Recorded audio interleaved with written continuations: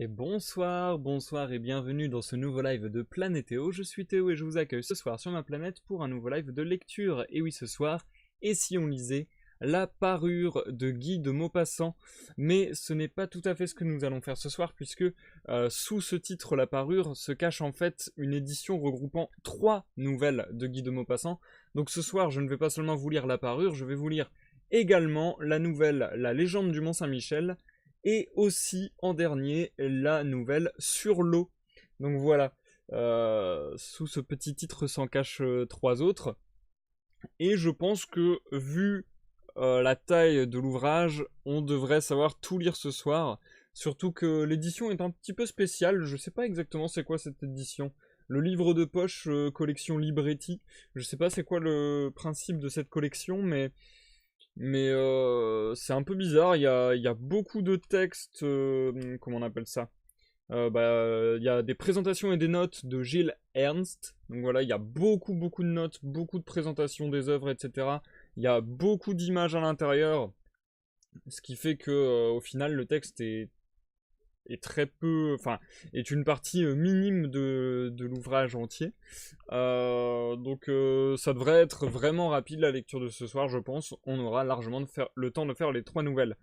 D'ailleurs, si vous nous regardez en rediffusion sur YouTube, sachez que dans la description de la vidéo se trouvent des timecodes à votre disposition, vous permettant de passer l'introduction de ce live ainsi que les pauses, et d'aller directement de nouvelle en nouvelle, pour pas voir votre lecture interrompue. Je vous invite à vous détendre, à vous installer, et on va essayer de passer un agréable moment ensemble, que ce soit en live ou que ce soit en rediffusion. J'espère que vous allez bien, j'espère que vous êtes détendu et que ce moment vous sera agréable. Santé à tous. Et nous commençons donc, comme d'habitude, avec une petite introduction de 10-15 minutes, le temps pour nous de discuter de tout un tas de choses, tout un tas de projets. Putain, je sais vraiment plus quoi faire de mes cheveux. Et donc, j'ai beaucoup de choses dont il faut que je m'entretienne avec vous aujourd'hui. Car les projets se multiplient. Vous savez que j'aime faire beaucoup de projets différents. Que j'aime bien varier les plaisirs, n'est-ce pas? Et là, j'ai décidé de mettre un petit coup d'accélérateur. Enfin, je sais pas si je vais réussir à tenir la cadence parce que c'est pas mon genre de choses, mais bon, bref. J'ai essayé de me programmer un petit peu pour beaucoup taffer le mois qui arrive. Et du coup, ce qui va se passer, c'est que je peux déjà vous annoncer que, a priori, jusqu'à la fin du mois, donc à peu près jusqu'à début juillet, je devrais faire un live par jour minimum.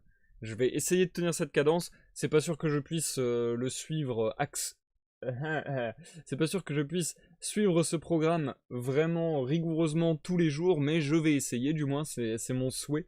Donc voilà, j'aimerais faire un live par jour, que ce soit live de lecture le mardi et vendredi à 21h, ou live de découverte de l'univers de League of Legends le dimanche à 21h, ou d'autres lives de manière un peu plus opportune, qui seront certainement des lives d'illustration pour mon jeu de société, ou encore des lives de gaming, puisque vous l'avez peut-être vu sur les dernières rediffusions, nous avons terminé le jeu The Witness, et nous passerons donc à un autre jeu dès demain, avec un créneau de 13h à 16h, je pense, qui sera un jeu que j'attends énormément, mais je vous en parlerai davantage demain. C'est Alice Retour au Pays de la Folie.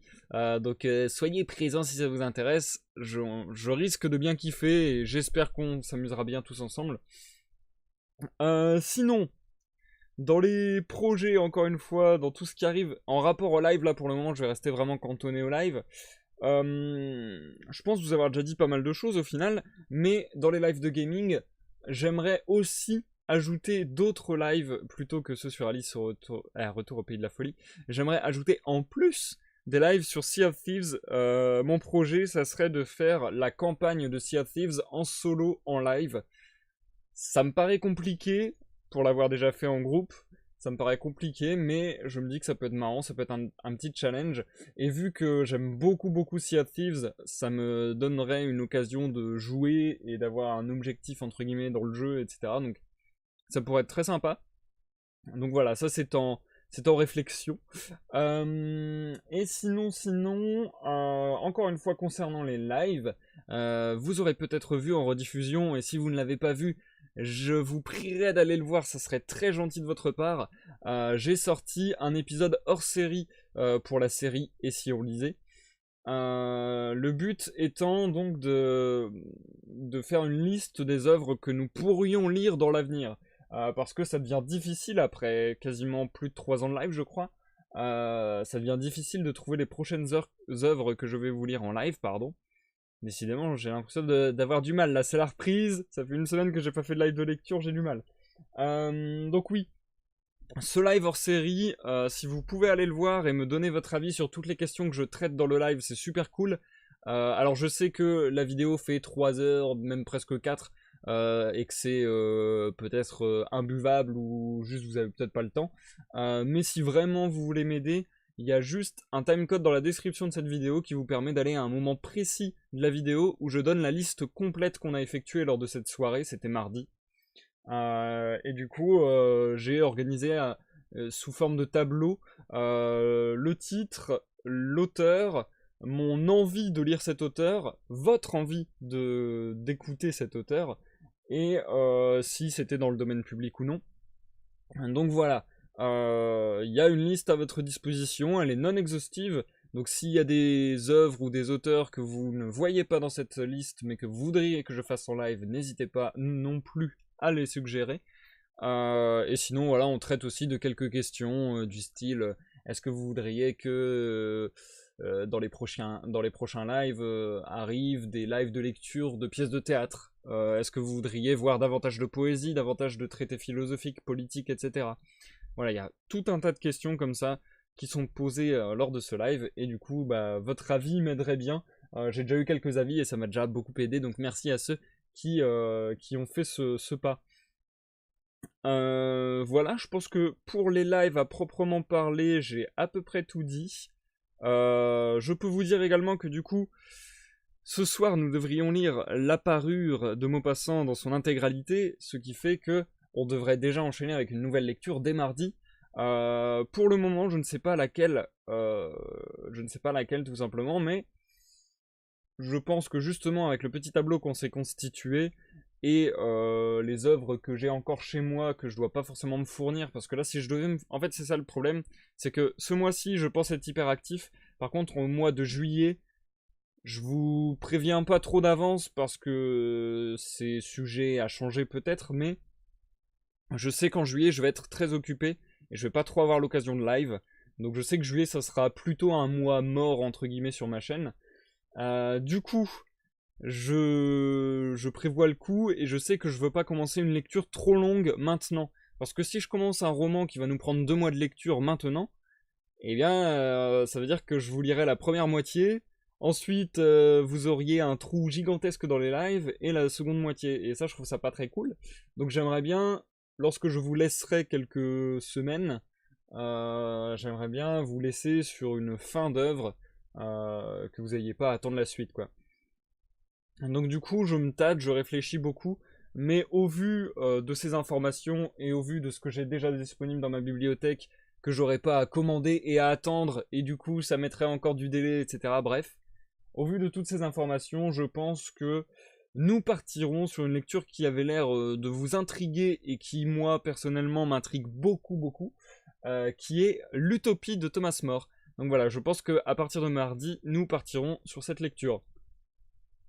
Je vais pas forcément faire durer l'introduction de ce live beaucoup plus longtemps parce que ça s'allonge, ça va très vite. Simplement, vous rappeler un tout petit truc.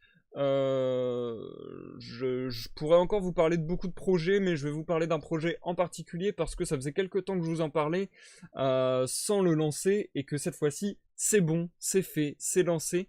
N'hésitez pas donc à rejoindre l'Instagram La Mer des Voleurs. La mer des voleurs, donc la mer MER, hein, comme l'eau, vous savez, l'endroit où on nage. Donc la mer des voleurs, qui est un compte Instagram de Sea of Thieves RP ou fiction. Grosso modo, c'est justement Sea of Thieves, ce jeu que j'adore, et qui nous a fait passer de très bons moments avec mes amis et mon équipage.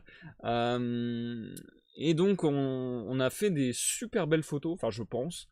En tout cas le jeu est super beau et ça nous a inspiré de faire des photos. Et ça nous a aussi inspiré une fiction potentielle. Donc en gros le principe de l'Instagram c'est de mettre des photos du jeu, donc des photos in-game un peu mises en scène qu'on trouve un petit peu jolies. La description de cette photo correspond donc à une sorte de fiction qu'on va essayer d'instaurer au fur et à mesure du temps. Donc pour le moment j'en ai posté 2 et ça a l'air de bien vous plaire, franchement les retours que j'ai sont grave cool, donc merci à vous. J'ai hâte de poursuivre et de vous montrer la suite, en espérant que ça vous plaira toujours, n'hésitez pas à me faire des retours encore une fois. Voilà voilou. Je pense que je vais arrêter de parler pour cette intro pour de vrai, parce que sinon on est parti encore pour très longtemps. Bonsoir Jumpy, comment ça va? Ça a été ton examen? Et du coup, on va se tourner vers la lecture du soir, à savoir Maupassant.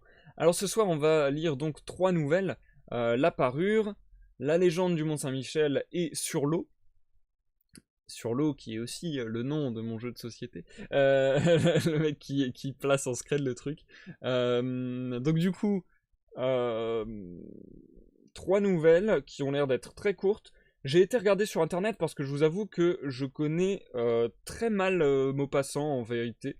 Comme tout le monde, j'en ai entendu parler en cours, mais je ne sais même pas si j'ai déjà lu un texte de Guy de Maupassant pour être franc. Et donc j'ai été un peu zioté sur internet ce qui pouvait se dire, ce qui pouvait. Enfin, ce qu'était le personnage, quoi. Et grosso modo, Guy de Maupassant apparemment a eu au 19e siècle une carrière vachement courte et ça m'a étonné. Apparemment, il a écrit à peine une dizaine d'années avant de sombrer dans la folie, etc. Enfin bref, c'était assez. Sa vie a l'air assez spéciale. Et du coup, voilà, il a écrit à peine 10 ans et pourtant, il a écrit tellement de choses, c'est insane. Il a écrit quelques romans, mais surtout beaucoup, beaucoup de nouvelles. C'est assez fou. Et du coup, dans ces nouvelles, ce qui m'a marqué aussi, c'est leur mode de parution qui était un petit peu bizarre. C'est-à-dire que là, les 3 nouvelles que je vais vous lire ce soir ont été disséminées dans des magazines, de ce que j'ai compris. Ils ont été publiés comme ça dans certains magazines, puis compilés dans certains recueils de nouvelles de l'auteur. Mais c'est vrai que là, ça me semble très arbitraire que ces 3 nouvelles soient réunies dans cet ouvrage que je tiens entre les mains. Donc j'avoue que je comprends pas trop la logique d'avoir réuni ces 3 nouvelles, mais au moins, ça nous fera découvrir des attraits différents de Maupassant. Donc pourquoi pas, ça peut être cool. Et ça peut être peut-être une bonne porte d'entrée parce que justement, vu que j'ai jamais lu cet auteur, peut-être que découvrir 3 nouvelles, bah il y en aura peut-être une que je trouverais naze, et puis une que je trouverais beaucoup plus à mon goût, et où du coup je me dirais ah bah il y a peut-être un essai à faire et à lire davantage de Maupassant. D'ailleurs aussi, chose intéressante que j'ai lue sur Maupassant et dont je ne me doutais guère, c'est parce que dans ma tête en fait il a le dans ma tête, c'est con, mais il a l'étiquette d'auteur classique. Et du coup, pour moi, classique, c'est limite antinomique de fantastique. En tout cas, très souvent, dans ma tête et dans mes études, etc., je pense, dans la pensée populaire, ça a été opposé. Et là, pourtant, apparemment, Maupassant est connu pour que ses nouvelles soient presque considérées comme des contes par moment, et qu'il y ait beaucoup d'éléments fantastiques dans ses nouvelles. On va voir si c'est le cas ce soir, je n'en sais rien moi-même, on verra ça ensemble.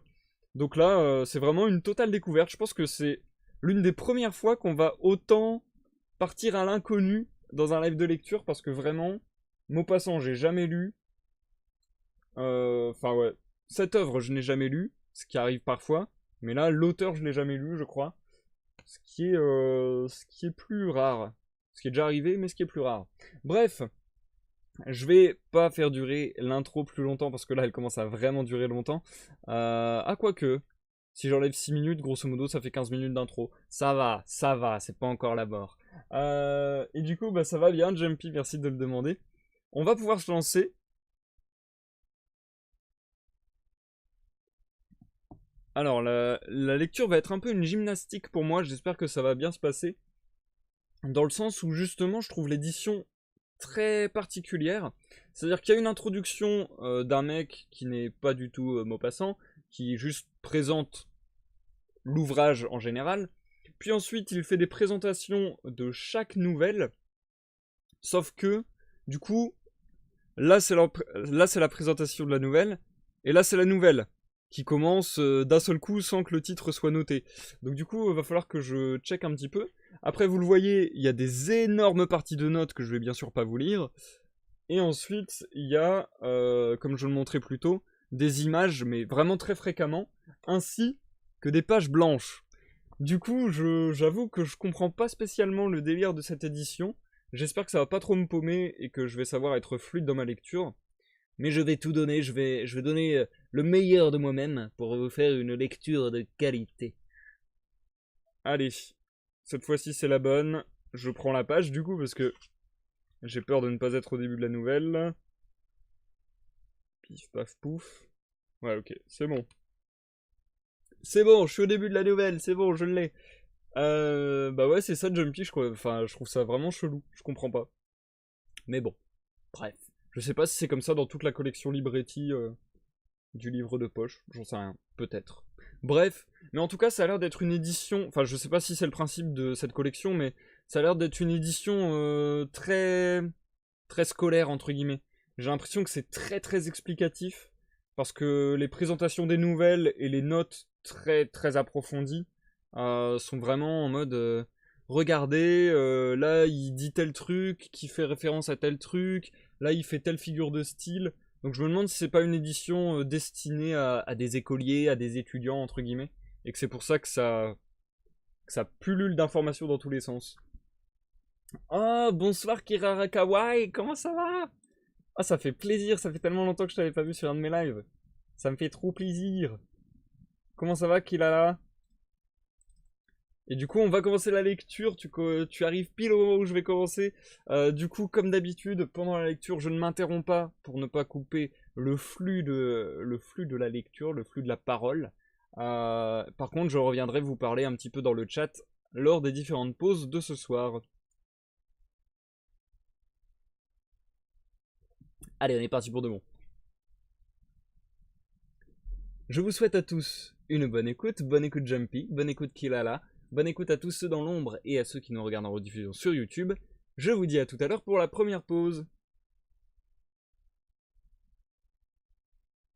La parure de Guy de Maupassant. C'était une de ces jolies et charmantes filles, nées comme par une erreur du destin, dans une famille d'employés. Elle n'avait pas de dot, pas d'espérance, aucun moyen d'être connue, comprise, aimée, épousée par un homme riche et distingué. Et elle se laissa marier avec un petit commis du ministère de l'Instruction publique. Elle fut simple, ne pouvant être parée, mais malheureuse comme une déclassée. Car les femmes n'ont point de caste, ni de race, leur beauté, leur grâce et leur charme leur servant de naissance et de famille. Leur finesse native, leur instinct d'élégance, leur souplesse d'esprit sont leur seule hiérarchie, et font des filles du peuple les égales des plus grandes dames. Elle souffrait sans cesse, se sentant née pour toutes les délicatesses et tous les luxes. Elle souffrait de la pauvreté de son logement, de la misère des murs, de l'usure des sièges, de la laideur des étoffes. Toutes ces choses, dont une autre femme de sa caste ne se serait même pas aperçue, la torturaient et l'indignaient. La vue de la petite Bretonne qui faisait son humble ménage éveillait en elle des regrets désolés et des rêves éperdus. Elle songeait aux antichambres muettes, capitonnées avec des tentures orientales, éclairées par de hautes torchères de bronze, et aux deux grands valets en culottes courtes qui dorment dans les larges fauteuils, assoupis par la chaleur lourde du calorifère. Elle songeait au grand salon vêtu de soie ancienne, aux meubles fins, portant des bibelots inestimables, et au petit salon coquet, parfumé, fait pour la causerie de 5 heures avec les amis les plus intimes, les hommes connus et recherchés, dont toutes les femmes envient et désirent l'attention. Quand elle s'asseyait, pour dîner, devant la table ronde couverte d'une nappe de 3 jours, en face de son mari qui découvrait la soupière en déclarant d'un air enchanté « Ah, le bon pot-au-feu! Je ne sais rien de meilleur que cela !» Elle songeait au dîner fin, aux argenteries reluisantes, aux tapisseries peuplant les murailles de personnages anciens et d'oiseaux étranges au milieu d'une forêt de féerie. Elle songeait aux plats exquis, servis en des vaisselles merveilleuses, aux galanteries chuchotées et écoutées avec un sourire de sphinx, tout en mangeant la chair rose d'une truite ou des ailes de gelinote. De gelinote. Je sais pas comment on dit, je suppose gelinote. Elle n'avait pas de toilette, pas de bijoux, rien. Et elle n'aimait que cela, elle se sentait faite pour cela. Elle eut tant désiré plaire, être enviée, être séduisante et recherchée. Elle avait une amie riche, une camarade de couvent qu'elle ne voulait plus aller voir, tant elle souffrait en revenant. Et elle pleurait pendant des jours entiers de chagrin, de regret, de désespoir et de détresse. Or, un soir, son mari rentra, l'air glorieux, et tenant à la main une large enveloppe. « Tiens, dit-il, voici quelque chose pour toi. » Elle déchira vivement le papier et en tira une carte imprimée qui portait ces mots. Le ministre de l'Instruction publique et madame Georges Ramponneau prie monsieur et madame Loisel de leur faire l'honneur de venir passer la soirée à l'hôtel du ministère le lundi 18 janvier. Au lieu d'être ravie, comme l'espérait son mari, elle jeta avec dépit l'invitation sur la table, murmurant « Que veux-tu que je fasse de cela ?»« Mais, ma chérie, je pensais que tu serais contente. Tu ne sors jamais, et c'est une occasion, cela, une belle. J'ai eu une peine infinie à l'obtenir. Tout le monde en veut, c'est très recherché, et on n'en donne pas beaucoup aux employés. Tu verras là tout le monde officiel. » Elle le regardait d'un œil irrité, et elle déclara avec impatience « Que veux-tu que je me mette sur le dos pour aller là ?» Il n'y avait pas songé. Il balbutia.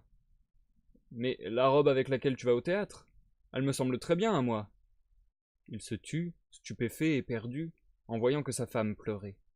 Deux grosses larmes descendaient lentement des coins des yeux vers les coins de la bouche. Il bégaya. « Qu'as-tu ? Qu'as-tu » Mais par un effort violent, elle avait dompté sa peine et elle répondit d'une voix calme en essuyant ses joues humides. « Rien. Seulement je n'ai pas de toilette, et par conséquent, je ne peux aller à cette fête. Donne ta carte à quelques collègues dont la femme sera mieux nippée que moi. » Il était désolé. Il reprit. « Voyons, Mathilde, combien cela coûterait-il, une toilette convenable, qui pourrait te servir encore en d'autres occasions, quelque chose de très simple. » Elle réfléchit quelques secondes, établissant ses comptes et songeant aussi à la somme qu'elle pouvait demander sans s'attirer un refus immédiat et une exclamation effarée du commis économe. Enfin, elle répondit en hésitant. « Je ne sais pas au juste, mais il me semble qu'avec 400 francs je pourrais arriver. » Il avait un peu pâli, car il réservait juste cette somme pour acheter un fusil et s'offrir des parties de chasse l'été suivant, dans la plaine de Nanterre, avec quelques amis qui allaient tirer des alouettes par là le dimanche. Il dit cependant « Soit, je te donne 400 francs, mais tâche d'avoir une belle robe. » Le jour de la fête approchait, et madame Loisel semblait triste, inquiète, anxieuse. Sa toilette était prête cependant. Son mari lui dit un soir « Qu'as-tu ? Voyons, tu es toute drôle depuis 3 jours. » Et elle répondit « Cela m'ennuie de n'avoir pas un bijou, pas une pierre, rien à mettre sur moi. J'aurais l'air misère comme tout. J'aimerais presque mieux ne pas aller à cette soirée. » Il reprit « Tu mettras des fleurs naturelles, c'est très chic en cette saison-ci. Pour 10 francs, tu auras 2 ou 3 roses magnifiques. » Elle n'était point convaincue. « Non, il n'y a rien de plus humiliant que d'avoir l'air pauvre au milieu de femmes riches. » Mais son mari s'écria. « Que tu es bête, va trouver ton amie Madame Forestier, et demande-lui de te prêter des bijoux. Tu es bien assez lié avec elle pour faire cela. » Elle poussa un cri de joie. « C'est vrai, je n'y avais point pensé. » Le lendemain, elle se rendit chez son amie et lui conta sa détresse. Madame Forestier alla vers son armoire à glace, prit un large coffret, l'apporta, l'ouvrit et dit à madame Loisel. « Choisis, ma chère. » Elle vit d'abord des bracelets, puis un collier de perles, puis une croix vénitienne, or et pierreries, d'un admirable travail. Elle essayait les parures devant la glace, hésitait, ne pouvait se décider à les quitter, à les rendre. Elle demandait toujours. « Tu n'as plus rien d'autre ? Mais si, cherche, je ne sais pas ce qui peut te plaire. » Tout à coup elle découvrit, dans une boîte de satin noir, une superbe rivière de diamants, et son cœur se mit à battre d'un désir immodéré. Ses mains tremblaient en la prenant. Elle l'attacha autour de sa gorge, sur sa robe montante, et demeura en extase devant elle-même. Puis elle demanda, hésitante, pleine d'angoisse. « Peux-tu me prêter cela? Rien que cela. »« Mais oui, certainement. » Elle sauta au cou de son ami, l'embrassa avec emportement, puis s'enfuit avec son trésor. Le jour de la fête arriva. Madame Loisel eut un succès. Elle était plus jolie que toutes, élégante, gracieuse, souriante et folle de joie. Tous les hommes la regardaient, demandaient son nom, cherchaient à être présentés. Tous les attachés du cabinet voulaient valser avec elle. Le ministre la remarqua. Elle dansait avec ivresse, avec emportement, grisée par le plaisir, ne pensant plus à rien, dans le triomphe de sa beauté, dans la gloire de son succès, dans une sorte de nuage de bonheur fait de tous ses hommages, de toutes ses admirations, de tous ses désirs éveillés, de cette victoire si complète et si douce au cœur des femmes. Elle partit vers 4 heures du matin. Son mari, depuis minuit, dormait dans un petit salon désert avec 3 autres messieurs dont les femmes s'amusaient beaucoup. Il lui jeta sur les épaules les vêtements qu'il avait apportés pour la sortie, modestes vêtements de la vie ordinaire, dont la pauvreté jurait avec l'élégance de la toilette de bal. Elle le sentit et voulut s'enfuir, pour ne pas être remarquée par les autres femmes qui s'enveloppaient de riches fourrures. Loisel la retenait. « Attends donc, tu vas attraper froid dehors. Je vais appeler un fiacre. » Mais elle ne l'écoutait point et descendait rapidement l'escalier. Lorsqu'ils furent dans la rue, ils ne trouvèrent pas de voiture, et ils se mirent à chercher, criant après les cochers qu'ils voyaient passer de loin. Ils descendaient vers la Seine, désespérés, grelottant. Enfin, ils trouvèrent sur le quai un de ces vieux coupés noctambules qu'on ne voit dans Paris que la nuit venue, comme s'ils eussent été honteux de leur misère pendant le jour. Il les ramena jusqu'à leur porte, rue des Martyrs, et ils remontèrent tristement chez eux. C'était fini pour elle. Et il songeait, lui, qu'il lui faudrait être au ministère à 10 heures. Elle ôta les vêtements dont elle s'était enveloppée les épaules devant la glace, afin de se voir encore une fois dans sa gloire. Mais soudain elle poussa un cri. Elle n'avait plus sa rivière autour du cou. Son mari, à moitié dévêtu déjà, demanda « Qu'est-ce que tu as ?» Elle se tourna vers lui, affolée. « Je n'ai plus la rivière de Madame Forestier. » Il se dressa, éperdu. « Quoi? Comment? Ce n'est pas possible !» Et ils cherchèrent dans les plis de la robe, dans les plis du manteau, dans les poches, partout. Ils ne la trouvèrent point. Ils demandaient « Tu es sûr que tu l'avais encore en quittant le bal ?»« Oui, je l'ai touchée dans le vestibule du ministère. »« Mais si tu l'avais perdue dans la rue, nous l'aurions entendue tomber. Elle doit être dans le fiacre. »« Oui, c'est probable. As-tu pris le numéro ?»« Non. Et toi, tu ne l'as pas regardé ?»« Non. » Ils se contemplaient atterrés. Enfin Loisel se rhabilla. « Je vais, dit-il, refaire tout le trajet que nous avons fait à pied, pour voir si je ne la retrouverai pas. » Et il sortit. Elle demeura en toilette de soirée, sans force pour se coucher, abattue sur une chaise, sans feu, sans pensée. Son mari rentra vers 7 heures. Il n'avait rien trouvé. Il se rendit à la préfecture de police, aux journaux, pour faire promettre une récompense, aux compagnies de petites voitures, partout enfin où un soupçon d'espoir le poussait. Elle attendit tout le jour, dans le même état d'effarement devant cet affreux désastre. Loisel revint le soir, avec la figure creusée, pâlie. Il n'avait rien découvert. « Il faut, dit-il, écrire à ton ami que tu as brisé la fermeture de sa rivière et que tu l'as fait réparer. Cela nous donnera le temps de nous retourner. » Elle écrivit sous sa dictée.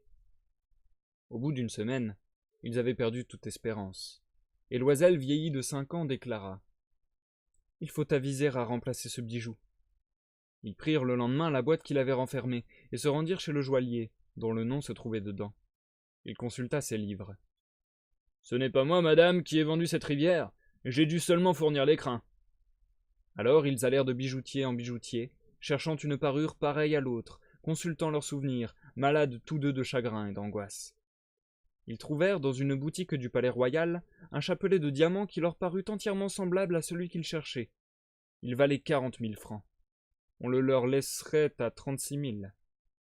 Ils prièrent donc le joaillier de ne pas le vendre avant 3 jours, et ils firent condition qu'on le reprendrait pour 34 000 francs si le premier était retrouvé avant la fin de février. Loisel possédait 18 000 francs que lui avait laissé son père. Il emprunterait le reste. Il emprunta, demandant 1 000 francs à l'un, 500 à l'autre, 5 louis par-ci, 3 louis par-là. Il fit des billets, prit des engagements ruineux, eut affaire aux usuriers, à toutes les races de prêteurs.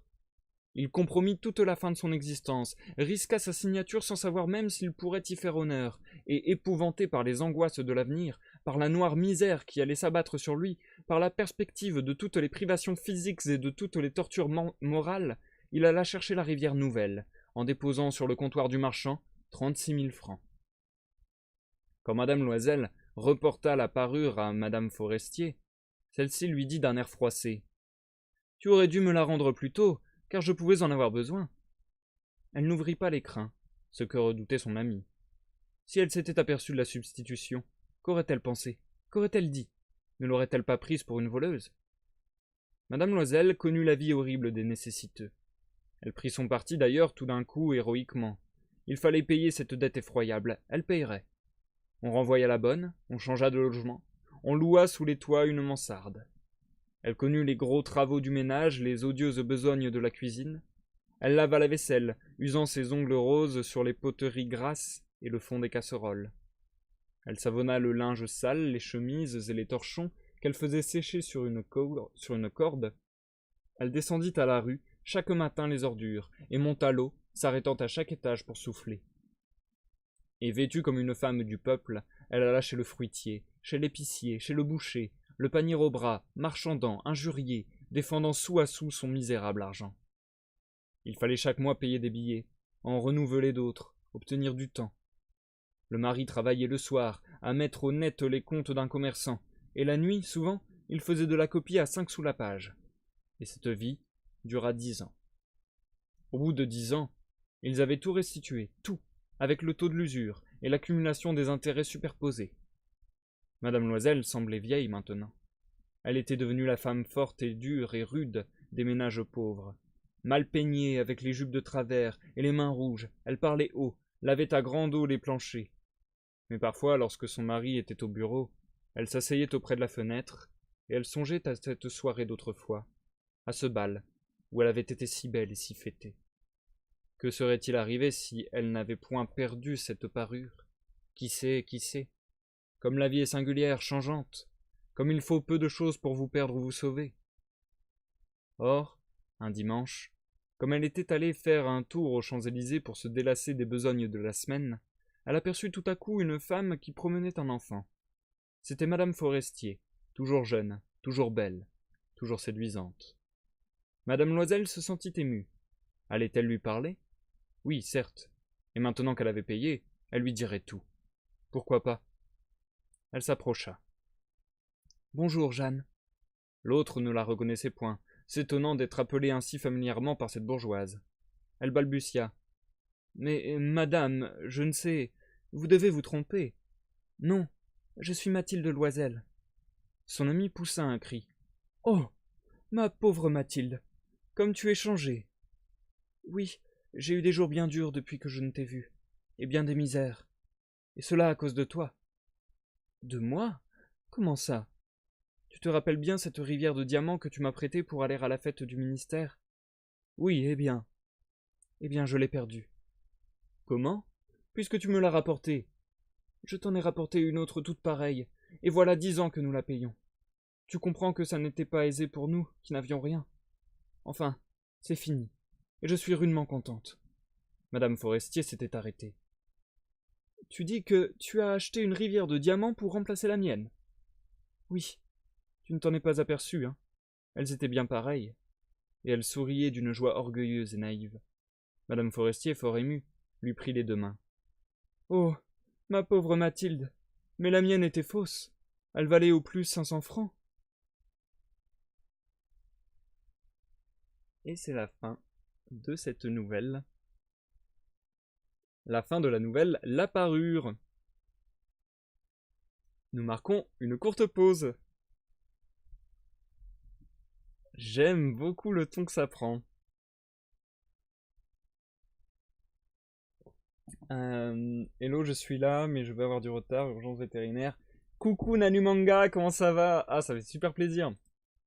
Ça fait super plaisir d'avoir du beau monde ce soir, d'avoir des revenants et tout, ça fait méga plaisir. Bonsoir Nanu, et ouais, courage comme dit Jumpy. Je vais changer le titre du live. tout de suite, le temps que ça se mette un peu à jour comme ça. Donc du coup la prochaine nouvelle c'est la légende du Mont Saint-Michel. Hop, la légende du Mont Saint-Michel. Je suis très étonné de la lecture qu'on vient de faire. Je vais vous donner mon avis après. D'abord, je me dépêche de lire ce que vous avez pu dire sur le chat. C'est peut-être une édition pour les lycées qui passent le bac de français comme moi. Bah ouais, j'ai l'impression que c'est un truc comme ça, surtout que bah, c'est mon petit frère qui m'a filé ce bouquin et qu'on lui avait demandé pour les cours. Donc je me dis que c'est peut-être vraiment une édition spéciale entre guillemets étudiant. Alors, je suis sûr de n'avoir jamais lu entendu cette nouvelle, pourtant elle me dit énormément quelque chose. Mon Dieu, je me souviens, on devait faire une sorte de BD, mais où les images étaient des photos en cours de français en adaptant un texte. Une amie avait amené ce texte et on l'avait utilisé. Ah, c'est marrant.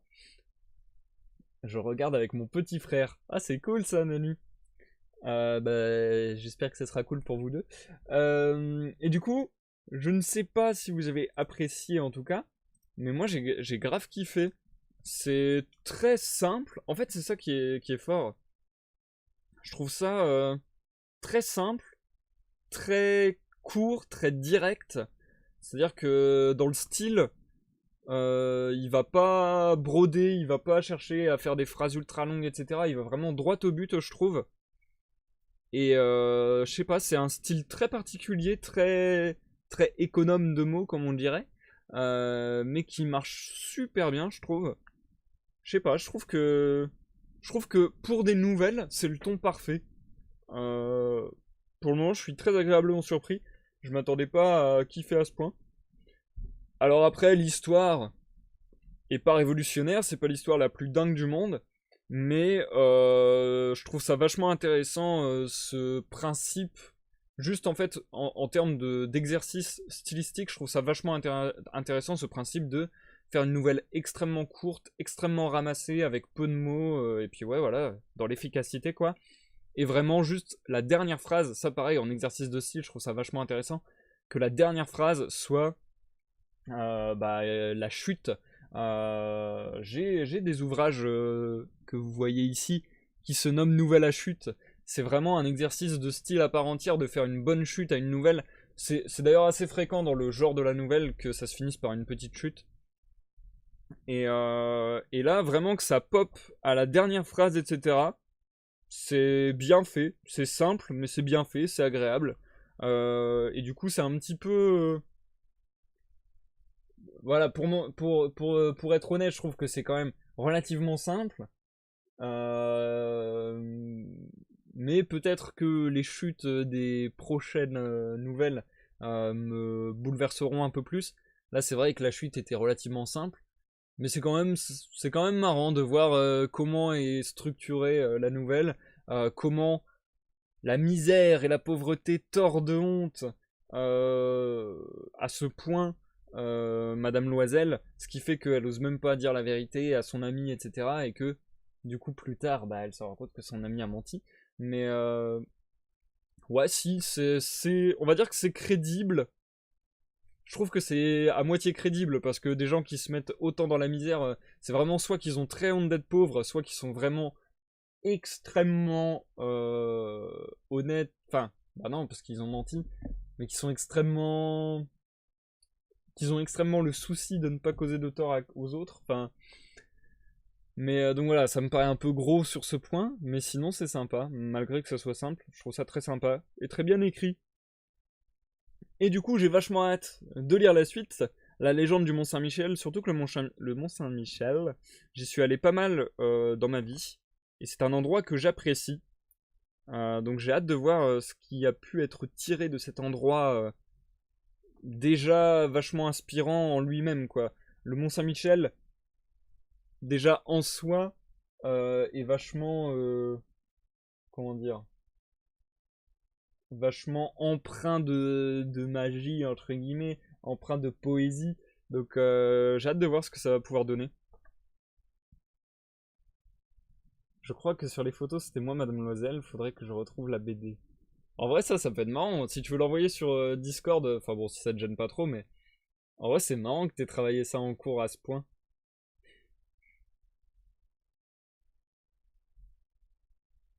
Du coup, je pense vraiment que le live de ce soir va être très court. Mais vu que les parties de lecture sont courtes, je vais pas forcément rallonger trop l'introduction et les pauses. Donc je vais redémarrer la lecture sans plus attendre avec la prochaine nouvelle, La légende du Mont Saint-Michel. Je vous souhaite à tous une bonne écoute. Bonne écoute Jumpy, bonne écoute Nanumanga, bonne écoute Kilala Kawaii si tu es toujours parmi nous. Et bonne écoute à tous ceux qui nous regardent dans l'ombre ou en rediffusion sur YouTube. A tout à l'heure pour la dernière pause de ce soir. La légende du Mont Saint-Michel. Je l'avais vu d'abord de Cancale, ce château de fées planté dans la mer. Je l'avais vu confusément, ombre grisée dressée sur le ciel brumeux. Je le revis d'Avranches, au soleil couchant. L'immensité des sables était rouge, l'horizon était rouge, toute la baie démesurée était rouge. Seule l'abbaye escarpée, poussée là-bas loin de la terre comme un manoir fantastique, stupéfiante comme un palais de rêve, invraisemblablement étrange et belle, restait presque noire dans les pourpres du jour mourant.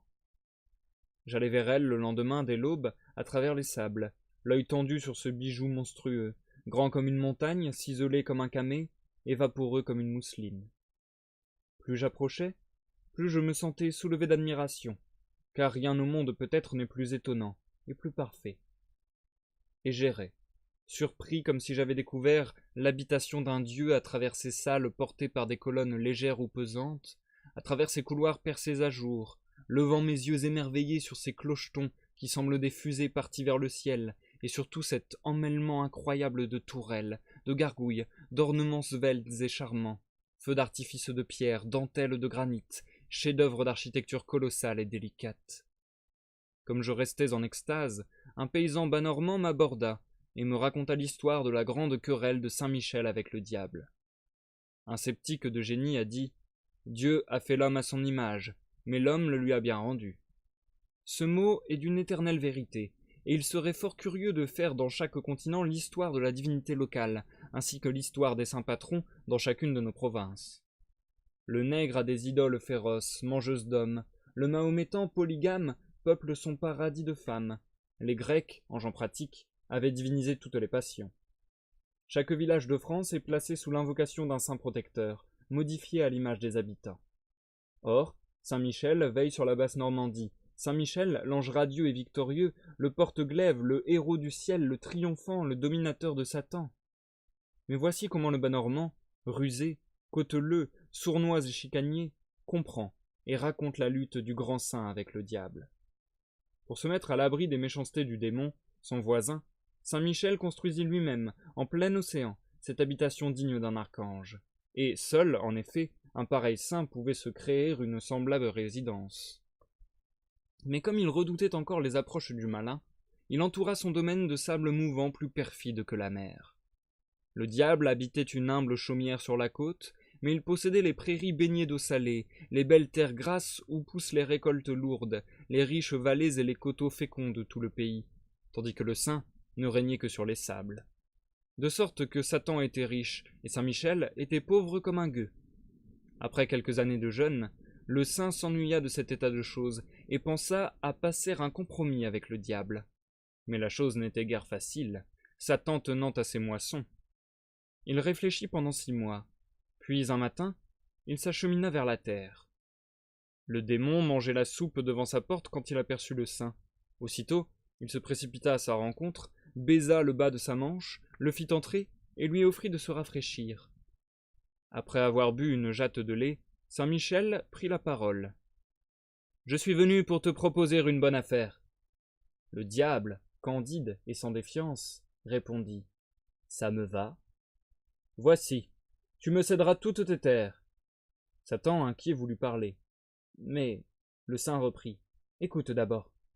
Tu me céderas toutes tes terres. Je me chargerai de l'entretien, du travail, des labourages, des semences, du fumage, de tout enfin, et nous partagerons la récolte par moitié. Est-ce dit ? » Le diable, naturellement paresseux, accepta. Il demanda seulement en plus quelques-uns de ces délicieux surmulets qu'on pêche autour du mont solitaire. Saint-Michel promit les poissons.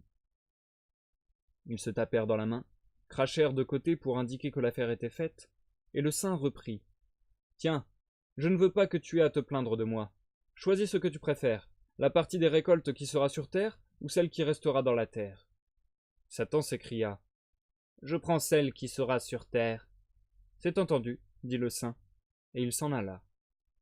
Or, 6 mois après, dans l'immense domaine du diable, on ne voyait que des carottes, des navets, des oignons, des salsifis, toutes les plantes dont les racines grasses sont bonnes et savoureuses, et dont la feuille inutile sert tout au plus à nourrir les bêtes. Satan n'eut rien, et voulut rompre le contrat, traitant Saint-Michel de malicieux. Mais le saint avait pris goût à la culture, il retourna trouver le diable. « Je t'assure que je n'y ai point pensé du tout. Ça s'est trouvé comme ça. Il n'y a point de ma faute. Et pour te dédommager, je t'offre de prendre cette année tout ce qui se trouvera sous terre. »« Ça me va, » dit Satan. Au printemps suivant, toute l'étendue des terres de l'esprit du mal était couverte de blés épais, d'avoines grosses comme des clochetons, de lin, de colza magnifiques, de trèfles rouges, de pois, de choux, d'artichauts, de tout ce qui s'épanouit au soleil en graines ou en fruits. Satan n'eut encore rien, et se fâcha tout à fait. Il reprit ses prés et ses labours, et resta sourd à toutes les ouvertures nouvelles de son voisin. Une année entière s'écoula. Du haut de son manoir isolé, Saint-Michel regardait la terre lointaine et féconde, et voyait le diable dirigeant les travaux, rentrant les récoltes, battant ses grains. Et il rageait, s'exaspérant de son impuissance. Ne pouvant plus duper Satan, il résolut de s'en venger, et il alla le prier à dîner pour le lundi suivant. « Tu n'as pas été heureux dans tes affaires avec moi, » disait-il. « Je le sais. Mais je ne veux pas qu'il reste de rancune entre nous, et je compte que tu viendras dîner avec moi. Je te ferai manger de bonnes choses. » Satan, éperdu, s'enfuit, et le saint, saisissant un bâton, le poursuivit. « Ah non, pardon, j'ai passé une page, désolé. Je raccorde les morceaux. Je te ferai manger de bonnes choses. » Satan, aussi gourmand que paresseux, accepta bien vite. Aujourd'hui, il revêtit ses plus beaux habits et prit le chemin du mont. Saint-Michel le fit asseoir à une table magnifique. On servit d'abord un vol au vent plein de crêtes et de rognons de coq, avec des boulettes de chair à saucisse, puis 2 gros surmulets à la crème, puis une dinde blanche pleine de marrons confits dans du vin, puis un gigot de présalé, tendre comme du gâteau, puis des légumes qui fondaient dans la bouche et de la bonne galette chaude qui fumait en répandant un parfum de beurre.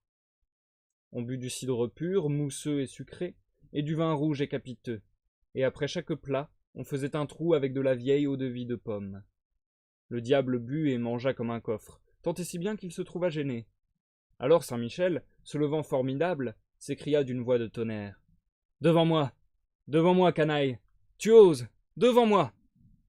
Satan éperdu s'enfuit, et le saint, saisissant un bâton, le poursuivit. Il courait par les salles basses, tournant autour des piliers, montait les escaliers aériens, galopait le long des corniches, sautait de gargouille en gargouille. Le pauvre démon, malade à fendre l'âme, fuyait souillant la demeure du saint.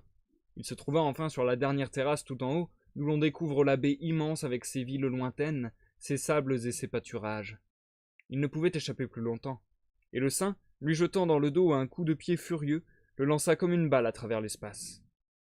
Il fila dans le ciel ainsi qu'un javelot, et s'en vint tomber lourdement devant la ville de Mortain. Les cornes de son front et les griffes de ses membres entrèrent profondément dans le rocher, qui garde pour l'éternité les traces de cette chute de Satan. Il se releva boiteux, estropié jusqu'à la fin des siècles, et regardant au loin le mont fatal, dressé comme un pic dans le soleil couchant, il comprit bien qu'il serait toujours vaincu dans cette lutte inégale, et il partit en traînant la jambe, se dirigeant vers des pays éloignés, abandonnant à son ennemi ses champs, ses plaines, ses coteaux, ses vallées et ses prés. Et voilà comment Saint-Michel, patron des Normands, vainquit le diable. Un autre peuple avait rêvé autrement cette bataille. Et c'en est terminé de cette nouvelle, la légende du Mont Saint-Michel. Nous effectuons encore une très courte pause. Je pense que je vais la faire la plus courte possible, et qu'on va poursuivre rapidement la lecture.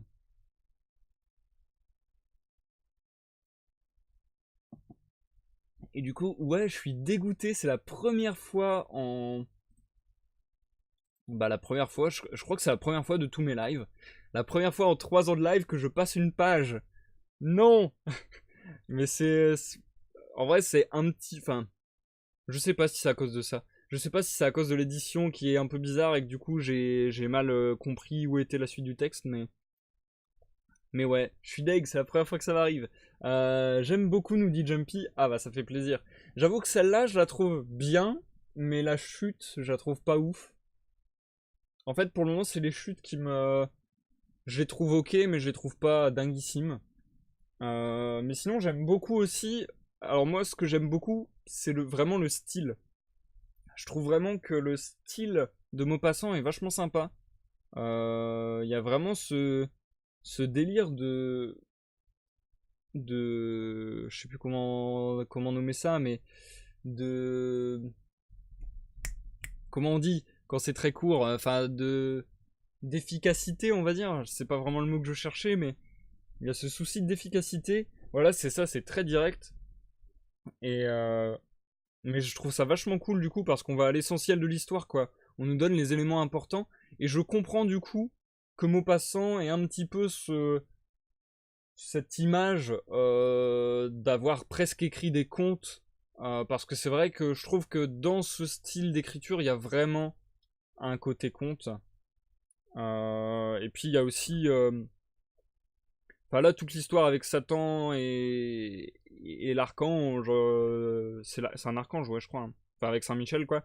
En tout cas, ça fait vachement conte aussi, je trouve, parce que ça fait vachement merveilleux, quoi. En vrai, c'était très cool, c'était très bien écrit. J'aime beaucoup le style très direct, etc. C'est juste la chute qui... Voilà, c'est juste l'histoire, on va dire, que je trouve pas extrêmement originale, même si elle est agréable. Mais en fait, j'ai du mal à dire si... Est-ce que à l'époque où il l'a écrit, c'était pas tant connu ce genre, et du coup c'est original ou non? J'ai pas l'impression que ce soit très original, c'est peut-être ça mon problème, on va dire. C'est très simple, mais c'est très bien fait, mais c'est très simple. Et du coup, c'est d'autant plus marrant, enfin, pour moi qui connais assez bien le Mont-Saint-Michel, c'est vachement marrant d'avoir toutes les notions, entre guillemets, dont il parle. Dès qu'il fait référence à quoi que ce soit, je le visualise très bien. Et ça, je trouve, c'est un petit plus. Donc, si vous connaissez le Mont-Saint-Michel ou les environs, les noms de villes, etc., vous diront sûrement quelque chose. D'ailleurs, je trouve que la description du paysage du Mont-Saint-Michel était vachement belle, je trouve. Vachement belle, ça rend bien l'aspect presque, ouais, presque fantastique, magique du Mont Saint-Michel. Donc je trouve que il s'en sort vachement bien, Maupassant. J'aurais pas cru autant apprécier. Voilà, j'ai changé le titre du live, on va pouvoir poursuivre du coup avec la dernière nouvelle. Manu Manga, du coup j'étais là mais j'ai rien suivi. Mais bon, team rediff. Pas de soucis, Lalu. Pas de soucis. En plus, t'es là pour la dernière nouvelle, donc tu vas pouvoir en profiter en live. Et puis de toute façon, que ce soit en live ou en rediffusion, a priori, ma qualité de lecture change pas puisque c'est la même chose. Euh, J'ai hâte de commencer aussi cette nouvelle. En vrai, enfin, je trouve ce principe-là très intéressant. Je me demande si j'irais pas choper peut-être un recueil de nouvelles de Maupassant avec un tas de nouvelles comme ça très concises. Je pense que ça peut être vachement sympa. Enfin, je sais pas ce que vous en dites, mais moi je trouve ça vachement sympa. Un live où on change enfin, où on change d'histoire constamment. Parce que j'ai déjà fait des lives de lecture de recueils de nouvelles, mais en général c'est des nouvelles quand même assez longues. Et du coup, ça nous prend un live entier, une nouvelle, voire peut-être plus parfois. Alors que là, plusieurs nouvelles dans la même soirée, je pense que c'est la première fois que ça nous arrive de faire ça, ou quasiment la première fois. Et, euh, et du coup, ouais, je trouve ça vachement sympa, ce principe de live, donc je sais pas si ça vous plaît, mais en tout cas, ça pourrait être un truc sympa à explorer pour la suite. Peut-être soit trouver un recueil de nouvelles de Maupassant, vu qu'on sait qu'il écrit de cette manière et qu'il écrit de manière très succincte, voilà. Ça pourrait être une bonne alternative pour continuer à découvrir Maupassant et se faire des petits lives comme ça très sympas. Soit chercher des écrivains qui sont un peu dans le genre de Maupassant. Ça doit pouvoir se trouver sur internet aussi. Il y a peut-être moyen. Faudrait que je me renseigne là-dessus. Bref, en tout cas, vu l'appréciation que j'ai pour le moment du style de Maupassant, c'est pas exclu qu'on relise du Maupassant dans l'avenir. Ma sœur arrête pas de me dire que tu ressembles à Gérard Depardieu. What? Ok. Ok, j'aurais pas vraiment trouvé, mais ok, c'est marrant. Et du coup, on poursuit la lecture sans plus attendre, chers amis, avec la nouvelle sur l'eau. Alors, où est le début de la nouvelle? Voilà, hop. Je vais vous souhaiter une bonne écoute à tous. Bonne écoute Manu Manga, bonne écoute Jumpy. Je pense que Kilala nous a quittés malheureusement. Bonne écoute à tous ceux dans l'ombre et à ceux qui nous regardent en rediffusion. Ça sera la dernière partie de lecture de ce soir, du coup. Et bah du coup, je vous dis à tout à l'heure pour l'outro. Sur l'eau. J'avais loué l'été dernier une petite maison de campagne au bord de la Seine, à plusieurs lieues de Paris, et j'allais y coucher tous les soirs. Je fis, au bout de quelques jours, la connaissance d'un de mes voisins, un homme de 30 à 40 ans, qui était bien le type le plus curieux que j'eusse jamais vu. C'était un vieux canotier, mais un canotier enragé, toujours près de l'eau, toujours sur l'eau, toujours dans l'eau. Il devait être né dans un canot, et il mourra bien certainement dans le canotage final. Un soir que nous nous promenions au bord de la Seine, je lui demandai de me raconter quelques anecdotes de sa vie nautique. Voilà immédiatement mon bonhomme qui s'anime, se transfigure, devient éloquent, presque poète. Il avait dans le cœur une grande passion, une passion dévorante, irrésistible, la rivière. Ah, me dit-il, combien j'ai de souvenirs sur cette rivière que vous voyez couler là près de nous. Vous autres habitants des rues, vous ne savez pas ce qu'est la rivière, mais écoutez un pêcheur prononcer ce mot. Pour lui, c'est la chose mystérieuse, profonde, inconnue, le pays des mirages et des fantasmagories, où l'on voit la nuit des choses qui ne sont pas, où l'on entend des bruits que l'on ne connaît point, où l'on tremble sans savoir pourquoi, comme en traversant un cimetière. Et c'est en effet le plus sinistre des cimetières, celui où l'on n'a point de tombeau. La terre est bornée pour le pêcheur, et dans l'ombre, quand il n'y a pas de lune, la rivière est illimitée. Un marin n'éprouve point la même chose pour la mer. Elle est souvent dure et méchante, c'est vrai, mais elle crie, elle hurle, elle est loyale, la grande mer. Tandis que la rivière est silencieuse et perfide. Elle ne gronde pas, elle coule toujours sans bruit, et ce mouvement éternel de l'eau qui coule est plus effrayant pour moi que les hautes vagues de l'océan. Des rêveurs prétendent que la mer cache dans son sein d'immenses pays bleuâtres, où les noyés roulent parmi les grands poissons, au milieu d'étranges forêts et dans des grottes de cristal. La rivière n'a que des profondeurs noires, où l'on pourrit dans la vase. Elle est belle pourtant quand elle brille au soleil levant, et qu'elle clapote doucement entre ces berges couvertes de roseaux qui murmurent. Le poète a dit en parlant de l'océan, « Ô flot, que vous savez de lugubres histoires, flot profond, redouté des mers à genoux, vous vous les racontez en montant les marées, et c'est ce qui vous fait ces voix désespérées que vous avez, le soir, quand vous venez vers nous. Eh bien, je crois que les histoires chuchotées par les roseaux minces avec leurs petites voix si douces doivent être encore plus sinistres que les drames lugubres racontés par les hurlements des vagues. Mais puisque vous me demandez quelques-uns de mes souvenirs, je vais vous dire une singulière aventure qui m'est arrivée ici, il y a une dizaine d'années. J'habitais comme aujourd'hui la maison de la mère Lafont, et un de mes meilleurs camarades, Louis Bernet, qui a maintenant renoncé au canotage, à ses pompes et à son débraillé pour entrer au Conseil d'État, était installé au village de C, 2 lieues plus bas. Nous dînions tous les jours ensemble, tantôt chez lui, tantôt chez moi. Un soir, comme je revenais tout seul et assez fatigué, traînant péniblement mon gros bateau, un océan de 12 pieds, dont je me servais toujours la nuit, je m'arrêtai quelques secondes pour reprendre haleine auprès de la pointe des roseaux, là-bas, 200 mètres environ avant le pont du chemin de fer. Il faisait un temps magnifique. La lune resplendissait, le fleuve brillait. L'air était calme et doux. Cette tranquillité me tenta. Je me dis qu'il ferait bien bon fumer une pipe en cet endroit. L'action suivit la pensée. Je saisis mon ancre et la jetai dans la rivière. Le canot qui redescendait avec le courant fila sa chaîne jusqu'au bout, puis s'arrêta. Et je m'assis à l'arrière sur ma peau de mouton aussi commodément qu'il me fut possible. On n'entendait rien. Rien. Parfois seulement, je croyais saisir un petit clapotement presque insensible de l'eau contre la rive, et j'apercevais des groupes de roseaux plus élevés qui prenaient des figures surprenantes et semblaient par moments s'agiter. Le fleuve était parfaitement tranquille, mais je me sentis ému par le silence extraordinaire qui m'entourait. Toutes les bêtes, grenouilles et crapauds, ces chanteurs nocturnes des marécages, se taisaient. Soudain, à ma droite, contre moi, une grenouille coassa.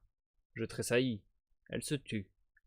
Je n'entendis plus rien, et je résolus de fumer un peu pour me distraire. Cependant, quoique je fusse un culotteur de pipe renommé, je ne pus pas. Dès la seconde bouffée, le cœur me tourna et je cessai. Je me mis à chantonner. Le son de ma voix m'était pénible. Alors je m'étendis au fond du bateau et je regardai le ciel. Pendant quelque temps je demeurai tranquille, mais bientôt les légers mouvements de la barque m'inquiétèrent. Il me sembla qu'elle faisait des embardées gigantesques, touchant tour à tour les deux berges du fleuve, puis je crus qu'un être ou qu'une force invisible la tirait doucement au fond de l'eau, et la soulevait ensuite pour la laisser retomber. J'étais ballotté comme au milieu d'une tempête, j'entendis des bruits autour de moi, je me dressai d'un bond. L'eau brillait, tout était calme. Je compris que j'avais les nerfs un peu ébranlés, et je résolus de m'en aller. Je tirai sur ma chaîne. Le canot se mit en mouvement, puis je sentis une résistance. Je tirai plus fort, l'ancre ne vint pas. Elle avait accroché quelque chose au fond de l'eau, et je ne pouvais la soulever.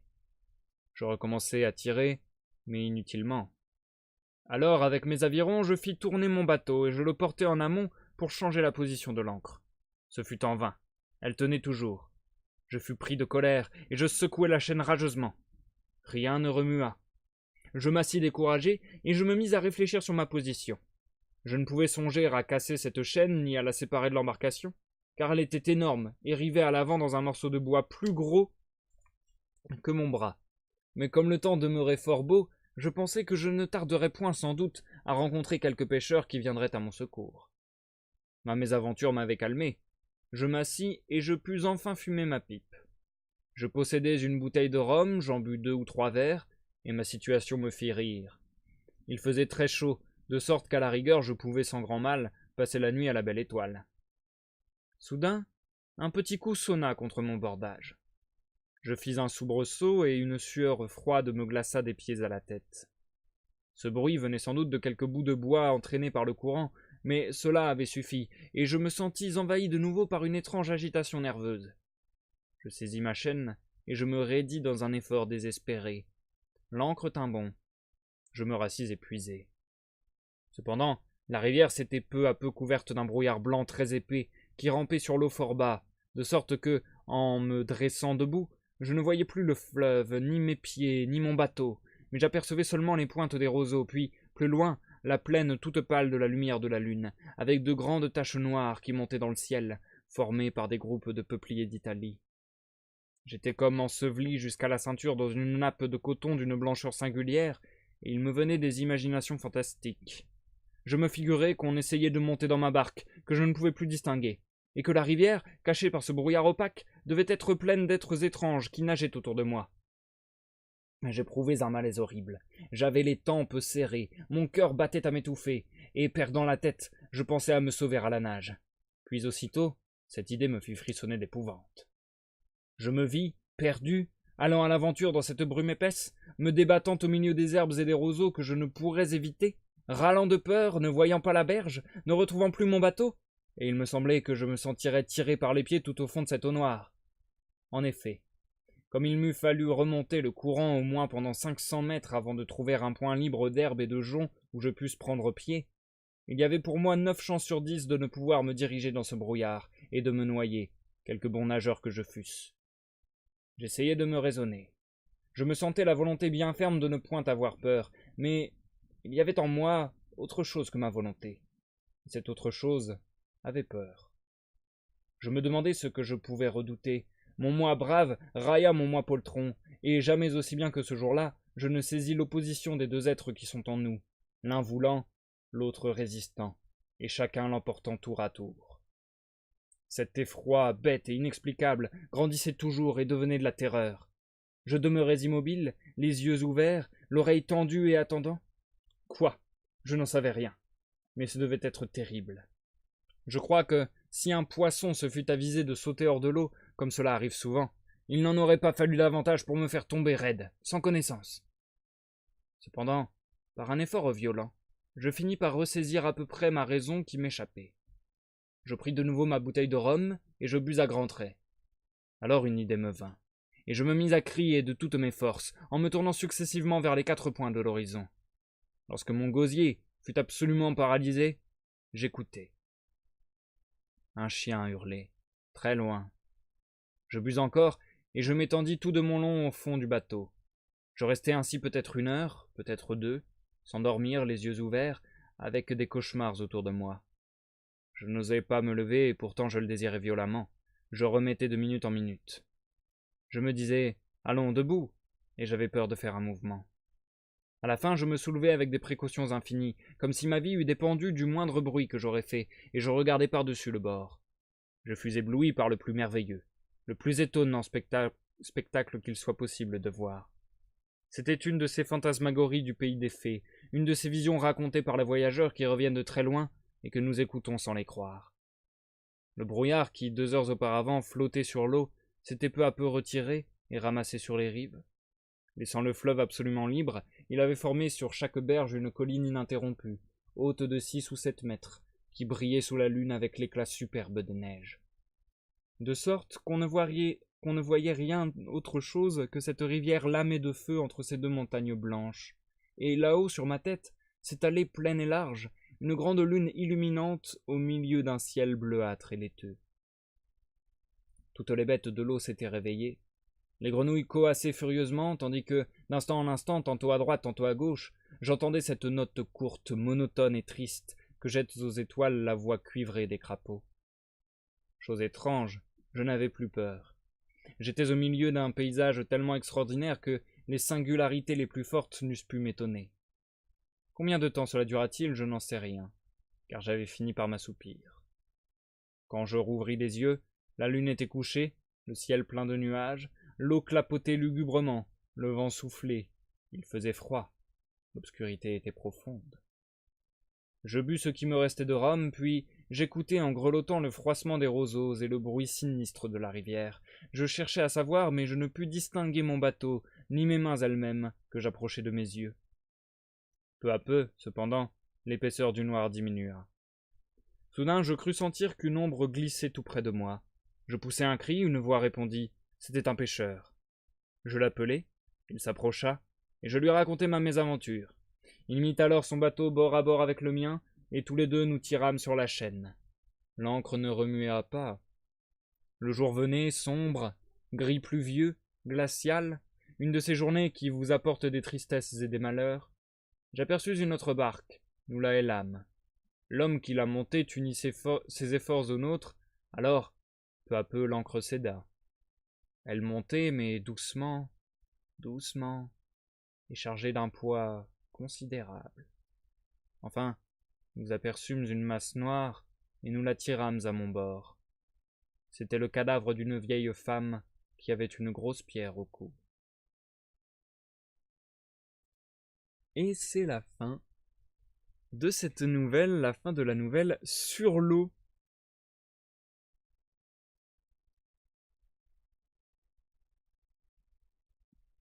Et du coup, nous en avons terminé avec ce petit ouvrage La Parure, qui présentait donc 3 nouvelles de Guy de Maupassant. Nous passons à l'outro.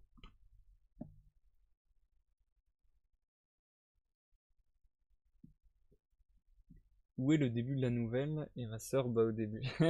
Mais oui, mais non, c'est parce que dans cette édition, le texte est organisé d'une manière très bizarre et entrecalé de présentation du texte, etc., etc. Bonsoir Tom ZZ07. Dis-moi comment tu veux que je t'appelle. Je pense que je vais t'appeler Tom, hein, si c'est pas trop dérangeant pour toi. Mais bonsoir, bienvenue sur ce live. Malheureusement, tu arrives à l'outro du live, cher ami. Si vraiment ça t'intéresse, la rediffusion sera disponible sur ma chaîne YouTube dans 2 jours. Et du coup, qu'est-ce que vous en avez pensé, les amis, de cette dernière nouvelle de ce soir? Moi, je pense que c'est limite ma préférée, en vrai. Je pense que c'est limite ma préférée. Parce que pour le coup, la chute... Bon, non, en vrai, non, là, je vais pas me mentir. La chute est aussi assez prévisible. Enfin, peut-être pas prévisible, mais disons qu'elle n'est pas hyper originale. Elle est cool. Elle est pas hyper originale, mais elle est très cool. Elle est un tout petit peu insolite. Je dirais que sur l'échelle de l'insolite et de l'original, je la mettrais à un petit 6-7 sur 10, quoi. Voilà, c'est pas hyper original, mais ça fait vachement le taf. Et surtout, moi, la qualité que je remarque à Guy de Maupassant, et que bah, je connaissais pas du tout, puisque j'avais jamais lu du Guy de Maupassant, c'est que, stylistiquement, pour des nouvelles, il est vraiment balèze. Je serais curieux d'ailleurs de lire des romans du coup de Maupassant pour voir si son style va aussi bien au roman qu'à la nouvelle, ou peut-être si il adapte son style selon le format. Mais pour la nouvelle, je trouve que Guy de Maupassant est très doué. Je trouve que son style comme ça, ouais, très concis, très simple, marche du feu de Dieu, c'est hyper efficace. Et là, notamment sur la dernière nouvelle, j'ai trouvé que c'était, en termes de structure, super bien pensé, super bien construit. Tout le récit du pêcheur était vraiment super bien brodé. Je trouve que, enfin, ça faisait vraiment quelqu'un qui raconte le, enfin ouais, qui raconte une histoire d'horreur. Enfin, en fait, c'est ça que je trouve fou, c'est que je trouve le style, euh, comment dire, je trouve le mimétisme de, alors, le mimétisme du récit qu'il y aurait à l'oral est très réussi. Je trouve que c'est exactement comme ça que quelqu'un dans la vraie vie vous aurait raconté une histoire qui fait peur. Et c'est con, mais je trouve que du coup, bah c'est super bien foutu. C'est-à-dire que il a réussi à capter l'essence, il a réussi à capter comment les gens IRL racontent une histoire, quelles étapes ils vont mettre dans leur histoire, quels mots ils vont utiliser pour décrire leur peur, etc. Et c'est notamment ça que je trouve fascinant, c'est la description de la peur, elle est juste génialissime. Ce délire de dire qu'on a deux personnes en soi, l'une, alors c'était quoi les mots qu'il a employés? L'une qui résiste et l'une qui veut y aller, quoi, grosso modo. Ça, je trouve que c'est vachement bien vu comme image pour parler de la peur. En fait, ouais, je trouve que la description de la personne terrorisée, de la personne apeurée, est hyper hyper juste. Ce truc-là, et il y avait quoi aussi qui m'avait marqué, c'était... Alors attendez, j'essaie de retrouver, mais c'est un peu compliqué. C'était une réflexion que je m'étais faite en lisant. Ah oui, ce délire aussi, je trouve très bien écrit et très bien compris sur la manière dont fonctionne la peur et le mécanisme de la peur, c'est le fait de, en fait, d'utiliser un récit cadre. Donc du coup, le fait d'utiliser un narrateur dans l'histoire qui va, auquel on va du coup beaucoup plus s'identifier et qui te parle de choses que tu connais, ce qui fait que tu t'identifies encore plus. Et ce narrateur qui te dit, enfin qui te raconte ce moment de frayeur où t'as trop peur de quelque chose, puis ça se calme, donc tu te détends, tu fais autre chose, et qu'en fait il y a un petit son ou un petit truc insignifiant qui repop et qui te remet dans un état de frayeur instantané, bah ça je trouve ça tellement intelligent de l'avoir mis dans le récit. Je trouve ça tellement intelligent que le narrateur se rende compte de ce mécanisme de la peur et l'explicite verbalement, le restitue à l'oral pour que du coup on soit encore plus en empathie avec lui, parce que je pense que c'est une sensation qui nous est arrivée à tous, justement, ce mouvement de on a peur de quelque chose, on se calme, c'est bon, la panique est passée, et là d'un seul coup, paf, on est rattaqué par autre chose alors qu'il y a juste un bruit ou quoi, et qui nous remet directement dans la terreur. Enfin, je trouve que stylistiquement, c'est putain de géré. Et je trouve que, ouais, pour moi, après c'est aussi mes goûts personnels qui rentrent en compte parce que il y a un attrait un peu plus fantastique avec presque une apparition fantomatique dans la nuit, etc. Et puis, a priori, du coup, on pourrait se dire que l'apparition fantomatique, c'était l'apparition de la défunte trouvée au fond de l'eau. Donc, c'est peut-être ça aussi qui joue dans le fait que ça soit ma préférée. Mais je pense vraiment que entre la parure, la légende du Mont-Saint-Michel et sur l'eau, pour moi, est la meilleure des trois, de très loin. En tout cas, c'est ma préférée, de très loin. Mais je trouve que les trois étaient très bien écrits, deux. Et vraiment content. Vraiment, vraiment content, ça fait grave plaisir. J'espère que vous l'avez apprécié aussi. Je m'attendais à rien, entre guillemets. J'étais ni hypé, ni à traîner le pied. Et franchement, très bonne surprise. Guy de Maupassant, je pense que nous le relirons à l'avenir. Alors pas ce texte-là, hein, on va pas relire le même texte. Mais je pense qu'on relira d'autres nouvelles de Guy de Maupassant si j'arrive à trouver ça. Ou peut-être un roman. Mais c'est vrai que du coup, vu que je trouve qu'il écrit particulièrement bien des nouvelles, j'ai envie de voir d'autres nouvelles. Et en même temps, par curiosité, j'aurais envie de voir un roman pour voir si son style s'adapte bien au roman. Je sais pas. On en reparlera si vous avez des choix, des suggestions, des envies. N'hésitez pas à le faire savoir. D'ailleurs, je le répète, n'hésitez pas à aller voir la vidéo hors série qui est sortie hier ou quelque chose comme ça. Bref, la vidéo Et si on lisait hors série pour me faire vos suggestions de live. On a fait une liste d'œuvres et ça me ferait vraiment plaisir que vous donniez vos avis sur cette liste d'œuvres pour que je sache sur lesquelles on va enchaîner dans le futur. Du coup, ma soeur qui reste choquée par le stylistiquement, elle dit qu'elle a appris un mot et qu'elle compte le ressortir toute la semaine. N'importe quoi. Je sais même pas si... Enfin, en vrai, tu peux dire à peu près n'importe quel mot avec comment à la fin ou ment à la fin. Donc je sais même pas si stylistiquement est dans le dictionnaire. Ouais, je pense que si quand même. Stylistiquement, ça me choque pas. Je pense que c'est un mot qui existe. mais bon, c'est pas fou stylistiquement, il y a des mots plus dingues. Exactement. Mirani donne un merveilleux exemple. Grille-pain-quement. Effectuer une action telle un grille-pain, j'allais le souligner. C'est exactement ça, c'est exactement ça. Par exemple, exemple en situation, j'ai réussi ce toast grille-pain-quement. Voilà, c'est une mise en situation tout à fait valide et qui, je pense, atteste de la véracité de ce mot dans le dictionnaire. Bref, en tout cas, bonsoir Mirali, merci d'être passé, même si c'est l'outro du live malheureusement. En effet, t'as raté un truc de ouf. Non, en vrai, franchement, tu m'as déjà entendu le dire, mais franchement, Maupassant, je m'attendais à rien, et ça m'a vraiment donné envie d'en découvrir davantage de cet auteur. Parce que là, vraiment, les 3 nouvelles qu'on a lues ce soir m'ont plu. La parure, je la trouve ok sans plus. On va dire, après le truc c'est chaud de donner des notes parce que je donnerais des notes différentes si je notais le style, si je notais l'histoire à proprement parler. Enfin, la forme et le fond, c'est différent quoi. Je pense. Allez, je me prête au jeu de donner des notes, même si ça veut trop rien dire, mais. La parure, je pense, pour le style, je vais donner. La parure, pour l'histoire, je vais donner 6. Pour le style, je vais donner 7. Après, la légende du Mont-Saint-Michel. Pour le style, je vais donner 7 aussi, mais pour l'histoire, 7 aussi également. Et par contre, sur l'eau, en style, je vais donner 9 parce que vraiment, il y a plein de petites il y a plein de petits mécanismes, plein de petites astuces d'auteur qui sont vachement bien trouvées, je trouve.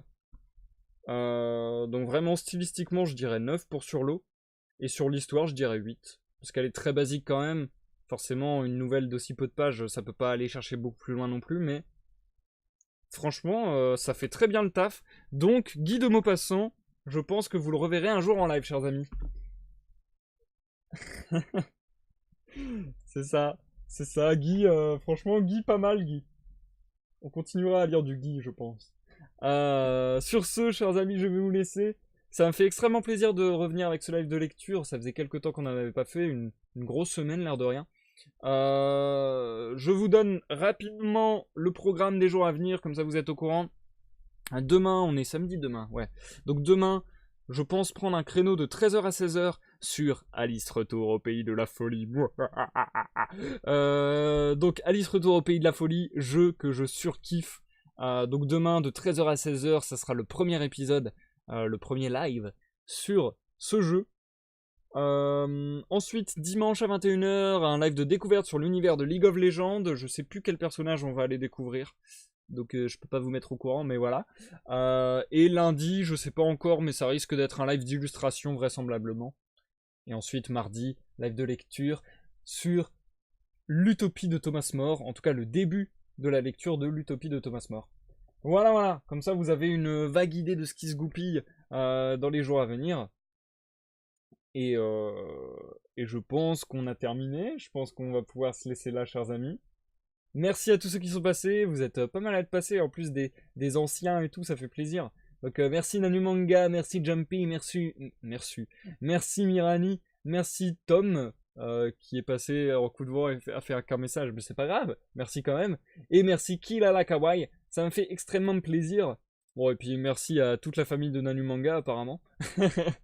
Sur ce, je vous souhaite une bonne soirée, une bonne nuit, et vous dis à la prochaine pour une prochaine lecture, une prochaine découverte, une prochaine partie, une prochaine illustration, bref, une prochaine fois. Bye bye!